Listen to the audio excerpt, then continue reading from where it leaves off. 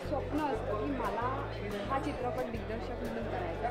तर पट्ट्या हे आपसूक घडलेलं स्वप्न आहे की ठरवून घडलेलं? आपसूक घडलं असं मी नाही म्हणणार, कारण जोपर्यंत कट्यार काळजात घुसली हे नाटक माझ्या आयुष्यात आलं नाही तोपर्यंत मी ठरवण्याचा भागच नव्हता.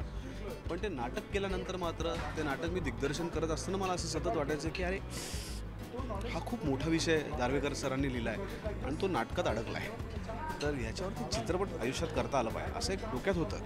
आणि त्याचबरोबर त्याच वेळेस भारतीय शास्त्रीय संगीतावरती आधारित काहीतरी आपल्या हातनं घडलं पाहिजे असंही वाटत होतं. तर ह्या दोन्ही गोष्टी एकत्र करणारच मला असं वाटतं की एक प्रोजेक्ट किंवा एक एक एक संहिता माझ्या हातात मिळाली जी कट्यार काळजात बसली होती.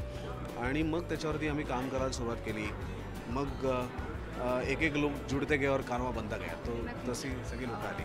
कपाडिया सर इथे जॉईन झाले चित्रपटाच्या लिखाणासाठी आणि अर्थात तो सर्वात मोठा प्लॉट असणार आहे, त्याबद्दल काय? कपाडिया सर जेव्हा मला आधी सांगितलं तेव्हा मला असं वाटलं की यार गुजराती माणूस मराठी कितपत लिहू शकेल, पण त्या माणसांनी जे केलं आहे त्यांचं कॉन्ट्रीब्युशन फार मोठं आहे. म्हणजे एक लेखक काय चमत्कार घडू शकतो हे दार्वेकरांनी आधी सिद्ध करून झालं आहे आणि आता कपाडिया या सिनेमाच्या माध्यमातून लोकांसमोर घेऊन येतील.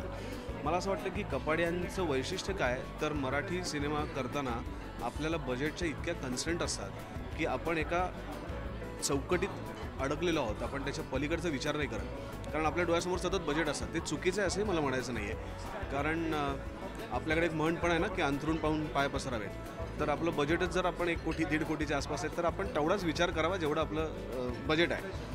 पण प्रकाश कपाड यांनी पहिल्यांदा त्याला बजेटमधनं बाहेर काढलं. आता हे तुझ्यासमोर आणलेलं आहे, आता हे तू कसं करतोस ते बोल. तर मला पहिल्यांदा धडकी भरली. मी म्हटलं अहो सर हे नाही परवडणार आहे, आपल्याला खूप चेंज करावं लागेल. ते म्हटले काही चेंज काही करायचं नाही, हे असंच आपल्याला करायचं आहे आणि हे सगळं बसणार आहे.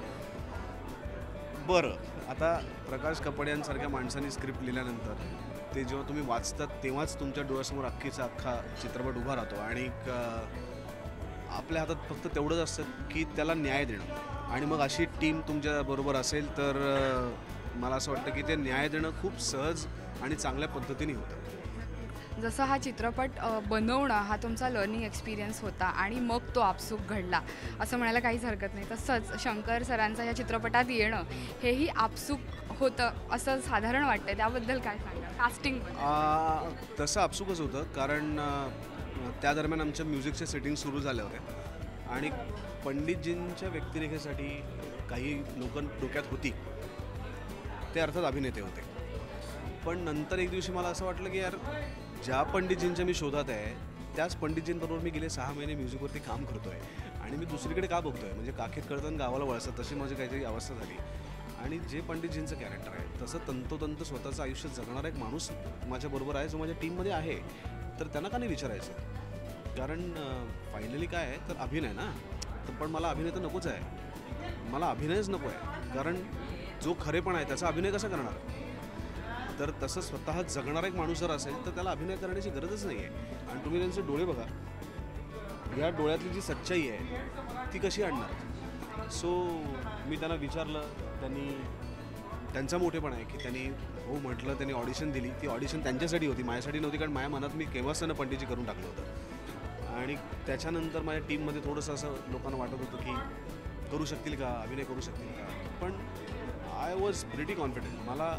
मला खात्री होती की उत्तम करतील आणि मला असं वाटतं की त्यांनी उत्तमच केलं आहे. एक शेवटचा प्रश्न, चित्रपटाला ह्या कथेला संगीत होतं जितेंद्र अभिषेकींचं आणि त्यामध्ये ॲडिशन झालं शंकर एहसान लॉयचं, तर हे ॲडिशन व्हावं ह्याची गरज का? सगळ्यात पहिली गोष्ट म्हणजे चित्रपट स्वतः एक त्याची मागणी घेऊन येतो. नाटक त्याची मागणी घेऊन आलं होतं, ज्याला अभिषेकी बुवांनी तेव्हा संगीत दिलं आणि त्या नाटकाची मागणी अतिरिक्त संगीत म्हणजे उत्तम संगीत देऊन त्यांनी पूर्ण केली. तसंच चित्रपट काही संगीताची मागणी घेऊन आलं होतं. जेवढी गाणी कट्यारमध्ये नाही आहेत किंवा त्या पद्धतीची गाणी कट्यारमध्ये नाही आहेत. कट्यारमध्ये जी गाणी आहेत ती आम्ही वापरलेलीच आहेत, जी अभिषेकींची गाणी आहेत. आणि मला असं वाटतं की माझ्या गुरुला दिलेली ही माझी वंदन आहे की त्यांचं संगीत मला चित्रपटासाठी वापरता आलं, हे माझं मी भाग्य समजतो. आणि या निमित्ताने अभिषेकी बुवांचं नाव चित्रपटाला लागलं हा एक वेगळा सोहळा आहे. आणि ज्या माणसांनी खऱ्या अर्थाने एक अख्खी पिढी मराठी संगीत नाटकाची घडवली, अजूनही अभिषेकींचं गाणं तुम्ही ऐकलं तर ते इतकं जिवंत वाटतं. कारण बुवा मी त्यांना कधी भेटलो नाही, पण त्यांच्या गाण्यातनं बुवा काय आहे ते कळतं आणि मी त्यांना माझा गुरु मानतो. त्यामुळे माझ्या गुरुदिवशी मी काय बोलू. पण त्या अभिषेकी बुवांचं संगीत मॅच करू शकेल किंवा ज्याचा स्वतःचा एक संगीतावरती विलक्षण अभ्यास आहे, ते स्वतः उत्तम क्लासिकल सिंगर आहे. भले ते कर्नाटकी आहेत, पण तरीसुद्धा शास्त्रीय संगीतावरती त्यांचा अभ्यास आहे. आणि असाच एक माणूस मला हवा होता, जो प्रकाशभाई कापड यांची संहिता पण समजून घेऊ शकेल आणि त्याचबरोबरीने अभिषेकी बुवांचं म्युझिक पण मॅच करू शकेल. ते यांच्याशी दुसरे कोण आहेत, त्यामुळे तेच. Thank you so much and all the best for you. Thank you so much.